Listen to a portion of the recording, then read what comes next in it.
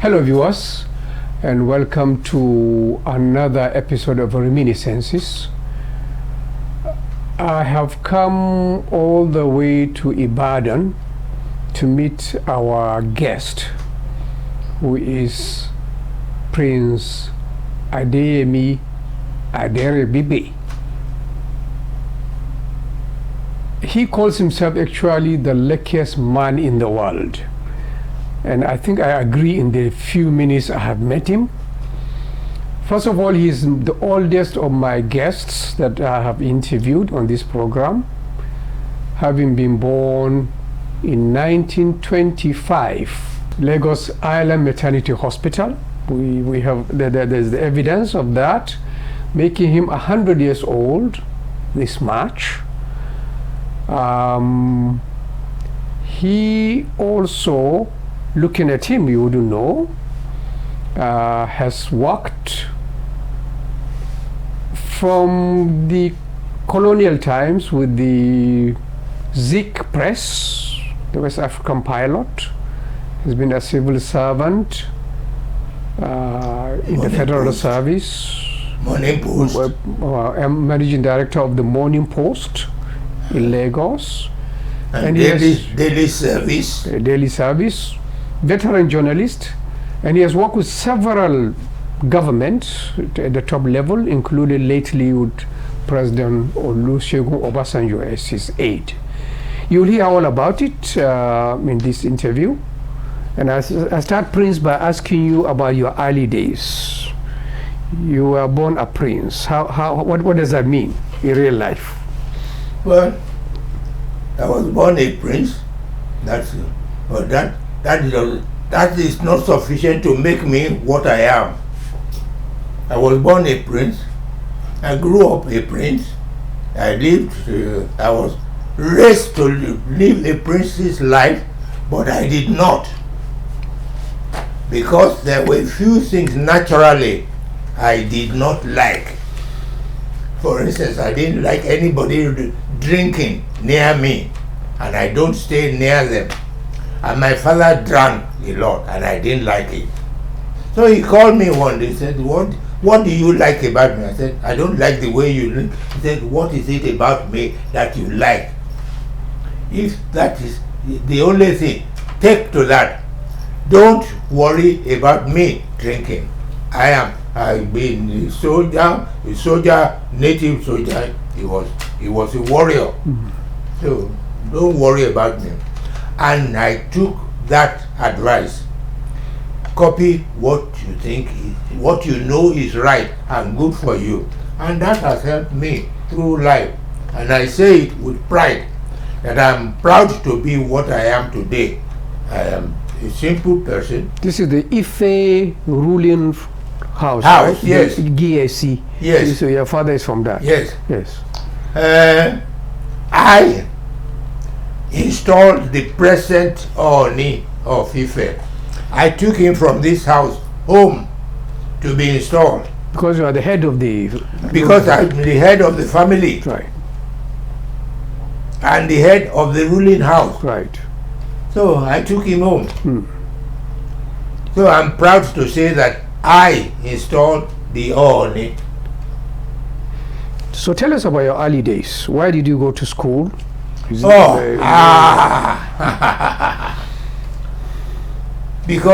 I belong to a family of women.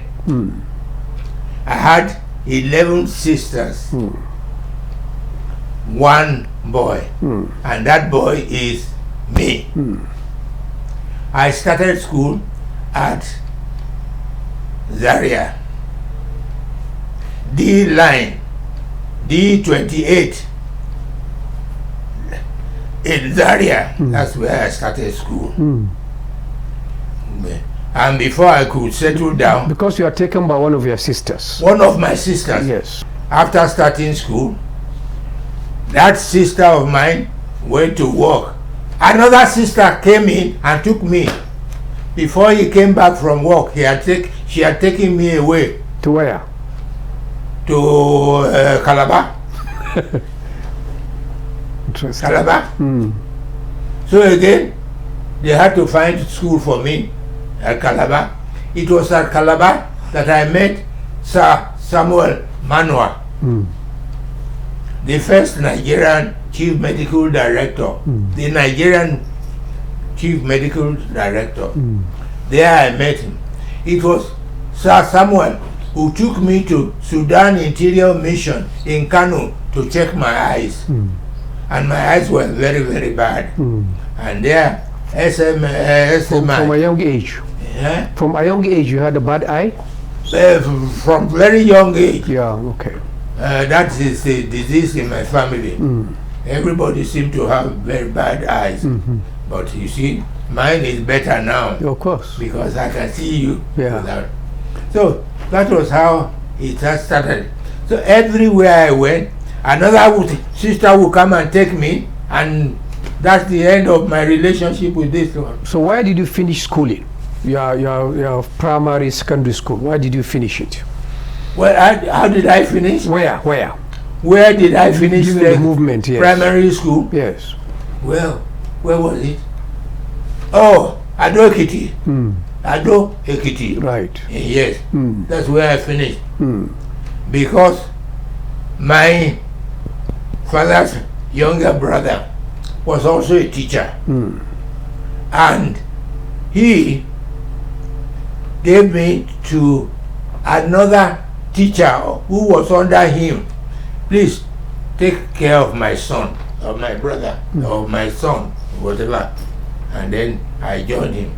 There I finished my secondary, my primary education. Right.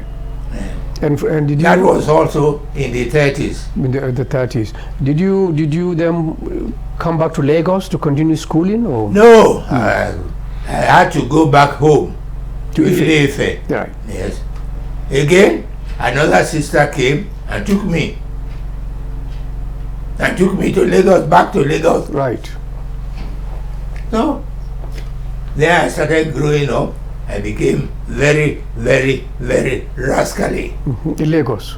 In Lagos, yes, because I was in Lagos. What were you doing in Lagos? Were you schooling or working? No, I had not started working then. I was just there in the neighborhood, playing around, and being a Lagos boy and everything.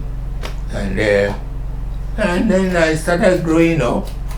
Then education came in by the side, and then I started growing up with education. There was a tendency in those days for young men to go to England. Actually, as a Lagosian, you are a British subject. Did you try to go to England for further studies? No, you see, I didn't know about me being British subject. And then it didn't matter to me, because like a playboy, we play on the open field and everywhere. That's what we were doing. Right. It was when I went to England in 1950 that I realized that I was a British subject and I was subject to their laws. That was in 1950. Right. So that's how I started my second phase of life. Right. Tell us about that phase, because it took you to England, you joined the army. I didn't join. You see, when you use the word join the army, that would mean I had volunteered to join. Right. No, I did not. Right. I was conscripted Into the army. Into the army. Yes, and then taken to Eden. To Yemen. Yeah, Yemen. In Yemen. So there I nearly lost my life. Right. Because children were playing and I was playing with them. I didn't know that they saw me as an enemy and to be killed. And they tried to kill me. They did not succeed. Right. I'm still alive today. Right. I'm sure those children, I don't know where they will be. Yeah. So that's how it all went and went. You see, because I had these 11 sisters, all well educated. I mean, some of them. I will tell you of a very important Nigerian. He became president president temporarily. Can you guess? Shoneko? Shoneko. Yeah. Yes. My sister's son. Oh, it's one of the sons of My sister's son. Wow. Legule. I trained him. I sent him to school. So it's a very privileged upbringing. Now, when you went abroad, or this conscription in the army, which didn't succeed, what did you do then? Because you stayed abroad, you are traveling abroad. Yes. What were you doing? No, what did I go for? I went for education. No, but I'm not going to talk about my education. Right. Because I think I hold that privilege. Right. What of your travels? Yeah. You are traveling. You are in the UK, US. Yes. Which places I was did you in UK, and then from the UK to the US. Then I went to school in the US. Right. And I did everything I wanted to do in the US. Right. And so this boy, the one sitting here, that one to the left, Right. he's an American citizen. Right. That's my son. So before you went abroad, you were working as a journalist. As a journalist, yes, with the Zik Press. Yes. How did you get into that? Into journalism? I told you, Yes. when I was growing up, I liked journalism. Right. I saw journalists, and I wanted to be one. Right. Then I was by Zik, and he said, okay, you want to be a journalist? Okay. Then asked me to join Shomolu. Who was the editor there? Who was his editor? Right. And Zik's editor. Right. Then I was trained under him. Shomolu, who later became Justice Shomolu, Right. of the Chief Judge of this Western region. They are the pioneer of my training. And then there was another person, a journalist, who was an editor of the Pilot, Larry Ladelegan. In fact, he sent me to School of Journalism in England, Regent Street Polytechnic. Right. He sent me. Right. In fact, he was laughing at me, and then 2 or 3 days later, he just, here. And I said, that's your admission. And that's how I went. How long did you stay with the Zik Press? Because Zik is better known for his politics. Zik, as Azikwe, he was better known as a politician. He was one of the leading. He was also a journalist. Yes, I know. Yes. Because he wrote most of the editorials himself. Because, according to him, I don't know, he said my English was impeccable and felt I should be writing writing again. That's how I became a leader writer under him, and so on and so forth. But did you join Zik in his politics? I mean, I'm not a politician. You are never tempted to join the nationalist. You are not part of the Zik movement for the nationalist struggle. No. You see, because of the division between Zik and Awolowo, I did not want to be part of that, and I never did. But I did not like some of their politics, and I didn't hide it. I did not like Awolowo's politics because it was tribal, and I did not like that, and I did not take part in it. Right. Zik was straight. He did what he said he would do. In 1944,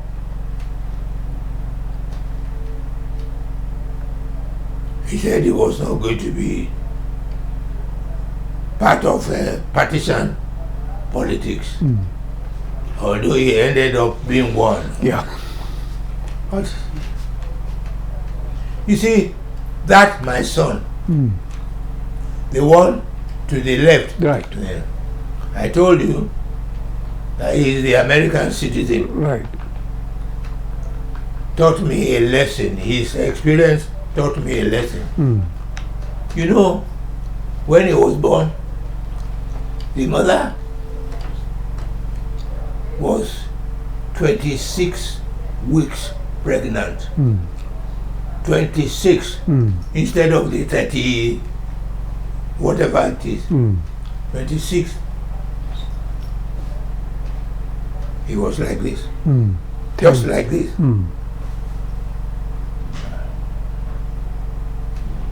How was I going to go? So, I started asking questions. Of course, I had to resort to my own mother and my sisters to teach me how to. They taught me, if you see him now, So he's a big boy. eh? He's a big boy. You're a massive boy. Yeah. He's a massive boy. And I'm proud of that. Very good.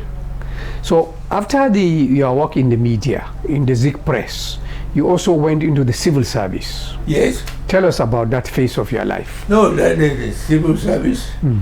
I told you, Ibrahim Atta was my permanent secretary. He's a prince of Kogi. I was his deputy. Right. And we got on fine. Right. One. Which ministry was this? Which ministry? Ministry of Defense. Yes. Ministry of Defense. Right. No, I grew up in the course of the civil service. Right. I was what you call what do you call it them now? SSS. Yes. Yeah. SSA. No, it was not. It was special branch. Okay. It was special branch. Okay. That Okay. became DSS. Yes, of course. So. And Yes. then whatever they are now. Right. It was special branch. Right. When I was in the US, I was trained as a special branch. Right. Right. Now, it's not for consumption. I understand. You know that. So, that's how I grew up. Right. And I liked my sojourn. Sanusi, the premier of the Sultan of, premier of Emir of Kano. Kano now. Yes. As a young boy, his father was my mate. Yes. His father was my mate. Yes. So, these are big boys I grew up with. Yes. Ribadu was your minister then at that point? Who? Muhammadu Ribadu. Yes, he was the minister. He was the minister of defense and the most senior minister in the cabinet. Balewa. Yes, because Balewa was the prime minister. Right. Baba was they all referred to him as Baba, Baba, Baba. Everybody called him Baba. Tell us a bit about him. Why was he called Baba as a minister? Because he was their teacher. Oh. He was their teacher. He taught him, that's the prime minister. He taught Sadauna. So he taught many of them. Right. So, what else would they call him? What kind of man was he? He was a very, very, very, very, very honest man. I make bold to say that I never found a man as honest as Baba. Ribadu. Yeah, nobody. I have never.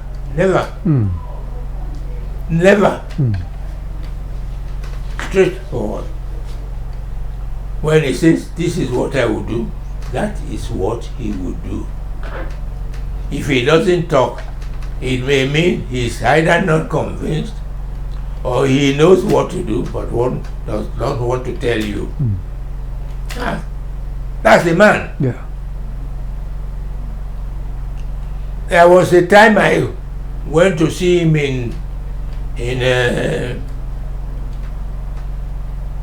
his home. Yola. Yes. When I in Yola, when I crossed the river, driving to Jumeta, my brakes failed. I had just bought that car. It was a what do you call it? This car, British. What was the British car? They're very reputable car. And my brakes failed. You drove it from Lagos to Yes. Yola? No, yes. Yes. And by the time I got to Yola, I managed. I left it, and I left the car in Yola till today. You didn't retrieve it? No, I never. Yes. I did want. It's not because I was afraid of death, Yes. but it was stupid. British car, Yeah. luxurious car. Yeah. Very, So you left it in Roberto's house, or? I left it. I just left it in the catering rest house. I didn't go back. I didn't go back there. I took a flight from there back home. So you told me before this interview that Roberto suddenly left his job as minister and went back to Yola. Yes, Why was and that? he decided. He said he was tired. And he went back home and became a councillor, a local government councillor. From minister? From being minister, the most senior minister in Nigeria government, he was virtually next to the prime minister. Why do you think he was disgusted with the government to leave and go back to Yola? No, I won't know what. Okay. But he did not tell. He said he was going home. He was tired, and he went home. And he did not regret it. He did not regret it. He was proud of being home. And I later learned why he decided to go. Because he's seen everything. What else was he trying to see? Nothing. Baba was very, very, very, very, very good. Better than my boss. You know who my boss was? No. Zeke. Baba was much, much, much better. Because Baba was straightforward. What kind of man was Zeke himself? The man we know as Zeke, our He first was not- president. Zeke was a different man. Yes. You see, Zeke having lived in the United States, having mixed with all sorts of people. No, that was he was a politician built himself. But Baba is a different species. Yeah. So when you left the civil service at some point and went into I was in industry. I was in what Gulf Oil. were you doing? What I was in Gulf Oil. Gulf Oil, yes. Yes. Doing what? Now became Chevron. The present Chevron, yes. Later Chevron. What happened was, in Gulf Oil, Right. I had a responsibility. It was my Tama With Tomasuli. Sule who invited me from Port Harcourt. When I was in Eastern Nigeria Housing Corporation, I was general manager Oh, you were there first. there. Before Gulf Oil. Right. So he asked me to come to Lagos Right. and asked me to go and talk to them in Gulf Oil. Right. And they offered me a job, but poor salary. And my Tama said, take it. I said, take it. And I took it. And I don't regret ever taking it. Because I eventually became the head of that company again. But annually, I write an annual report of our findings and send to the Minister of Mines and Power, that's my Tama, send to him, and then copy, of course, send to the Prime Minister. So I sent this to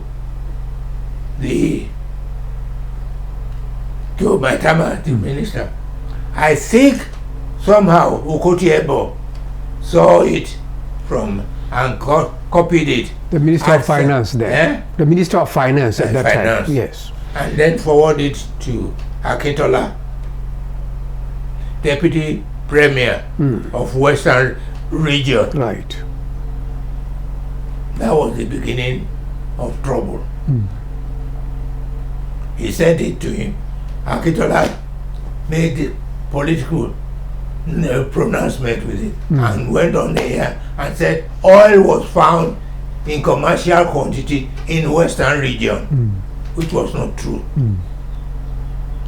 He had, in fact, when he got it, he phoned me in office that I should see him, I should meet him in Abeokuta. So I left Lagos and went to Abeokuta. When I got to Abeokuta government house to go and see him, he was not there. And he left a message. And he said he had just left for Ibadan. And he said I should meet him in Ibadan. I left my office, just me and my driver, and then straight to Ibadan. Straight to government house in Ibadan. He was not there.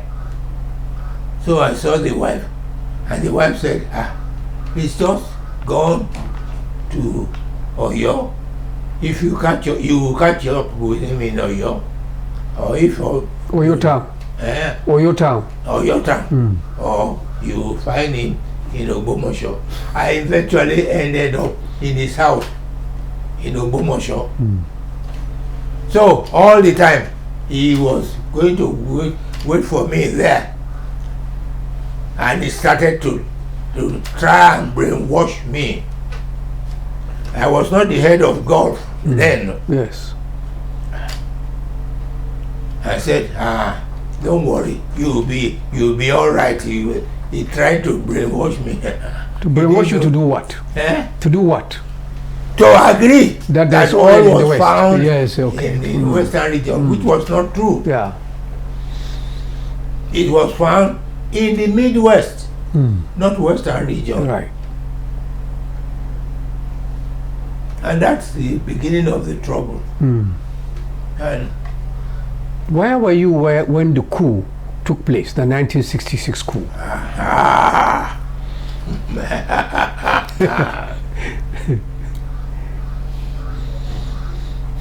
I've read many versions.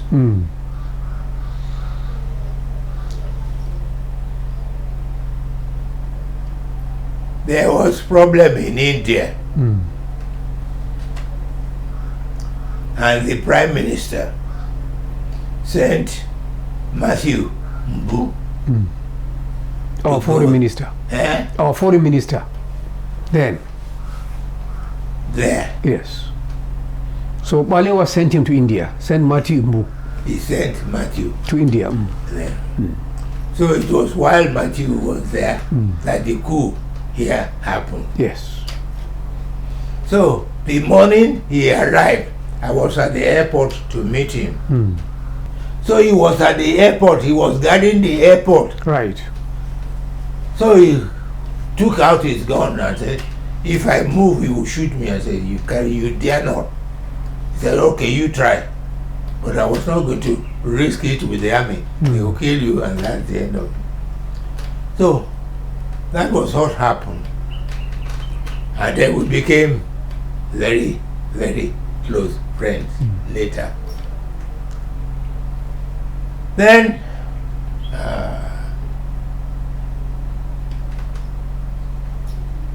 I had to report back that the military had taken over. I didn't know that the Prime Minister himself had been killed. Balewa.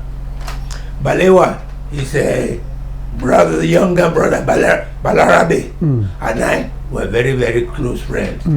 You see, in government, we interact with one another very easily. Balarabe was my good friend.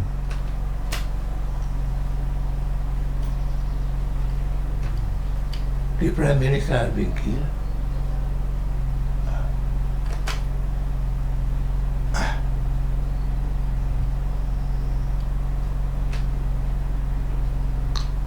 What was I supposed to do? Play along with them? It was a terrible disaster. I've read various versions about it. I've read what Oshoba wrote about it. I've read. But I know what happened. I saw what happened. What happened? I saw the body in a military van, but when they were taking him away. What happened was that the night of the coup, there was a reception in Ikoyi, in Malari? Malari's house. God bless you. There was a party. I was at that party. So I volunteered to take Gawan to his house in Ikeja, the military barracks. Ikeja cantonment. So that was what happened. And then we went, and we got there. The whole place was in the dark. The girlfriend said, I'm not going to stay with you in this dark. So we decided to go back, take them to Apapa, where her relation, the girl's relation was. By the time we got to the main gate of the barracks, here was the military again with them. And they asked me, where you come? I said, I've just gone to drop Gawan. And I said, he was Meanwhile, he was inside the car. Inside the car. I said, I just dropped him there. Okay, now just go home.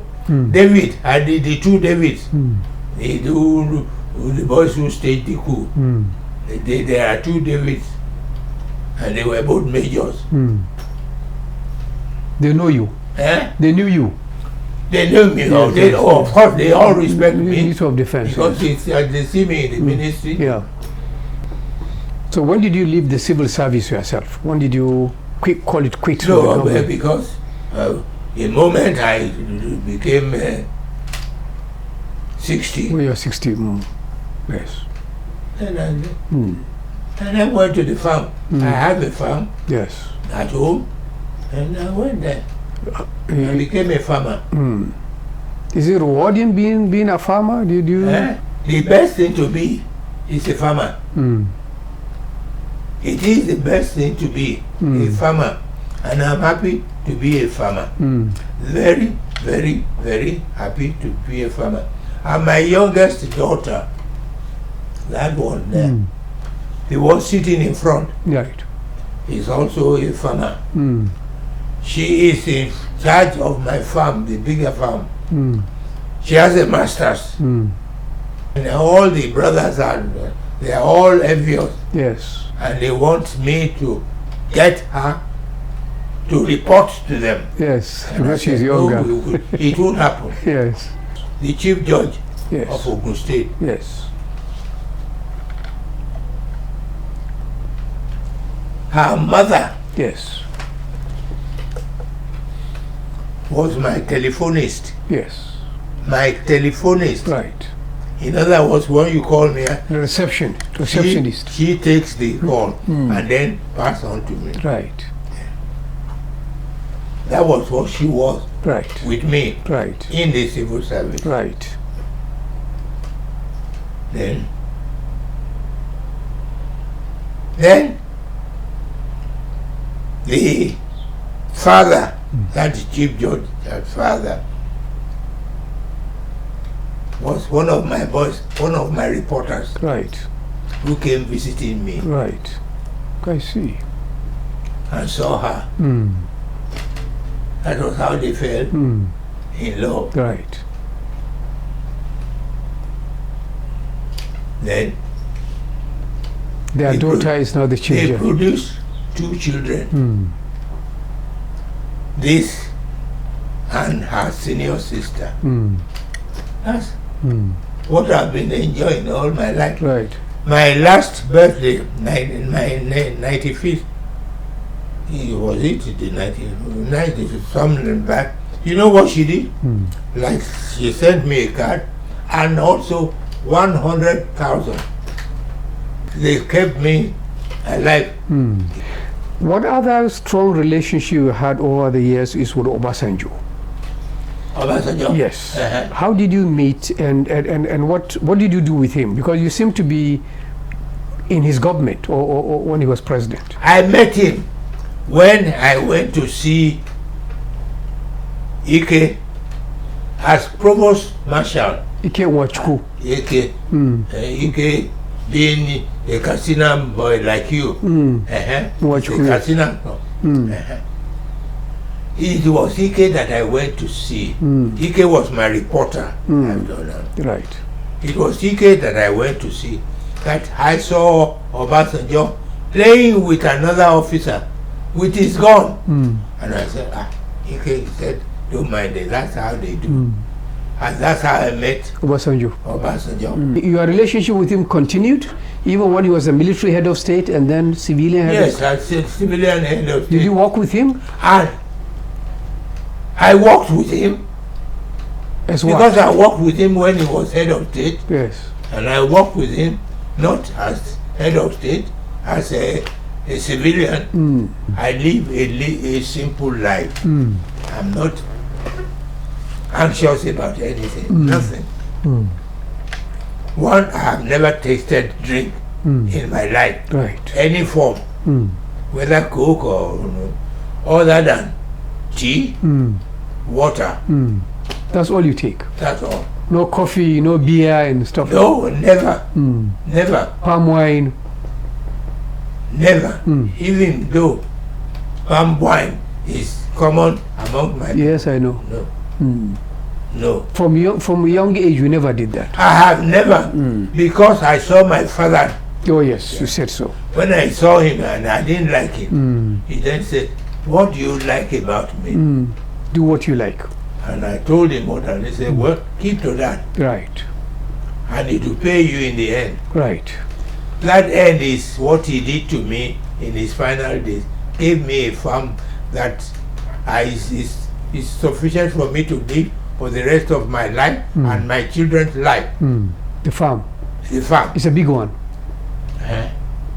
It's a big one. It's about how many acres? Hectares. About 1,000 hectares. Wow. In Ife? No, in outside Ife. Yes. Yes. So Obasanjo, tell us a bit about your relationship with him. He's known to be a very difficult man to get along with. It's a magazine commemorating your 100th birthday. Yes, so this is from Obasanjo, Olusegun Obasanjo. This is written January 14, 2025. It gives me great pleasure, immense pleasure, to lead my family in joining you and your family in celebrating your 100th birthday on March 1. It is the grace of God to make you clock a century with so much given to family, friends, colleagues, co-workers and loved ones. We thank God for your life and your patriotism. Indeed, my friend and senior brother, you have not only lived for a century but also radiated love, laughter and boundless joy. This is from your very dear Ebon, Aburo. your Aburo, Olusegun Obasanjo. So yes, it talks of a very strong relationship. But what did you do in the government? How are you relating with him in the government? I told you he consulted me. Right. And within my limitation, I offered. Right. All through his tenure as president. All through his tenure, when he was president, you kept the relationship. Yeah, as president. Yes. As president, I was not living in the barracks. Right. I lived in Sheraton Hotel, Abuja. Right. Okay. You are not in the villa. Yes. But if anything happened in the villa, he called me. Right. And I go there, I offer my advice. Right. Do you still maintain relationship with some of the past leaders you mentioned? Go on. If I call him now, right, he will respond. Right. When he was supposed to come for my birthday party, right, he had been in Ibadan because it was scheduled to start at 10 a.m. Right. He was here in Ibadan by 9:30. Wow. And stayed at the Premier Hotel. Right. Until evening when we started. Right. So he was at the birthday too. He was. Oh yes. Yes. Oh, he was there. What of Ike Nwachuku? Ike Nwachuku. Ike was there. They were all there. Ike was there. In fact, Ike's wife came back from the US or from wherever outside to join the husband at the party. But why do you say you are the luckiest man in the world? If you don't smoke, I won't come near you. That's me. So that's why I say I live a simple life. And I'm proud of that. Very, very, very proud of that. Do you, besides not drinking and not smoking, do you observe other habits that you think have contributed to your long life? Are there things you don't eat or you eat that will help you to stay strong at 100? My father was a warrior. That's me and my father. Wow. When was this taken? When? Well, it was taken several years back. He was 100 when that photograph, unfortunately. Yes. The date was at the back of the small print. It's not. Yeah. It's covered. It's covered. It's been sealed. You see, no. My father was 115 years. Oh, in this picture. When this photograph was taken. So you really is the genes, It's the genes. You inherited it. But do you also eat anything you want? Do you eat anything you want? Are you restricted in your diet? No, I eat once in a day. Once. 5 o'clock in the evening. No breakfast? No, I don't. I don't eat. I drink tea in the morning, a cup of tea in the morning. Only? No, that's all. And I remain like that till 5 p.m. My dinner will be ready. So what do you tend to eat for dinner? For dinner? Yes. Whatever they prepare for me. And I go to, by 8 o'clock, I'm in bed. Do you exercise? Do you do anything? Oh, that's something you don't do. I used to be a boxer. Oh. I used to be a boxer. I was a good boxer. Right. Do you still carry it into your advance? No. Do you do any? I'm an old man now. I know, but do you do any other exercises? I'm an old man now. I don't do it. I used to be a boxer. You say you live a simple life. What does that mean? I mean, you are not forced to struggle to make a living now. You just rely on your farm. I keep my company. What is that company? NUJ. I'm a member of the NUJ. And I go there, mix with them, and I entertain them, and I live. So you go to the NUJ secretariat regularly? Yes. To mix with the boys? Oh yes. Oh yes. And they mix with me. Do you belong to other clubs? There are many other clubs for big men. I don't belong. I don't. Yes. That's why I say I consider myself one of the luckiest men. I don't know why, but it is because I saw something that I did not like, and once I see something I don't like, I run away from it, and I don't hide it. You are a prince of Ife, as everybody knows. And you're indeed the head of the ruling house, Jegise. Did you ever aspire to be the No, you see, I told you I was so pleased. I was asked to come and be, as I said, at 90. What do I want that for? So I called this boy, the one in front. Your son? My son. Yes. I said, look, come and be. He said, no, I have no time. I mean, now he wants to be something less. Is he abroad? He lives in England. Yeah. If he had come earlier. I said no. If it came earlier, would you have been happier if it was earlier in your life? It was offered to you. If I was younger, yes, of course I would be. But at 90, what do I want to be at 90? To do what? No. Is it that when we reach age like 90, 100, we lose any taste for life? Is it your experience? You don't care about anything anymore? What do I care about? I don't care about anything anymore. All I want is see those behind me who seek my counsel. If they will take it, I will advise them. And that's all. That's all. What of religion? Are you? Does that make you go back to God and spend all your time praying and supplicating? No, that's not my life. My life is to mix with like minds and then seek counsel. If you can influence others, yes, good luck. If you can't, keep yourself. Yes. That's it. But do you find that in old age you are now more lonely? You don't really have. I'm not lonely. I'm here. Yes.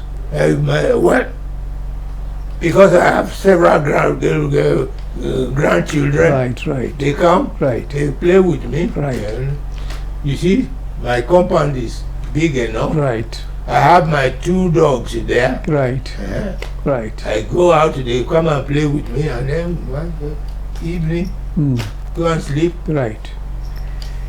Let me conclude with your family life. You've spoken of your first wife who has died, and the children who are now all over the place running their lives. And then you have spoken, indeed I read the poem on your second wife, who tell us about how you met. Yes. So you read it? Yes, I read it on the wall. That's how we met. Sunday morning, I told you I went to drop my daughter. Right. In school. On the campus. Yes. I dropped my daughter, and then my daughter said her roommate, you know, girls, yes, they have bunks. Yes. She had a roommate. Yes. Who was waiting. Yes. For transport to go to town. And then said, Daddy, please take my roommate. I said yes. And then by her roommate was this woman standing. The two of them were standing. Yes. So how can I give this one relief? Okay. And then I ignored it. That's not like me. Right. And I said, well, if I can take you, I can take you. Yes. So the Please two girls should come in. And she entered. So when I dropped her, I went home to go and see my uncle that I was going to see. They said he was in a farm, on his farm. I would go. Then I decided I would go and meet him at farm. I dropped off. I had forgotten all about this, the girl that I had left. So just as I got to where I dropped her, I saw her standing. Then I said, I finished, I bought her one. I said, I'm sorry, I'm not going back to the campus now. I'm going to see my uncle at the farm. He said, if you don't mind, if you want to take me, I will go. And that's how she entered the car. And we went. And when we got to the farm, and I got down, I left her in the car. I didn't ask her name, and that was not my interest. When I went to the farm to see her, and I said, and my uncle said, "Who is that lady?" I said, "Well, I don't know." Yes. "Who is she?" She was in the car. In the car, yes. I went down to go and meet my uncle to talk. Said, "Who is the lady?" I said, "No, I don't know. I just gave her a lift." And then said, look, she taught at home that when she sees an elder, she should greet them. So I said, look, my uncle says, you have no manners, you can't. She came down and went and greeted them. Then my uncle saw her and said, "This is the girl you will marry." Wow. That was how she said it. My uncle said,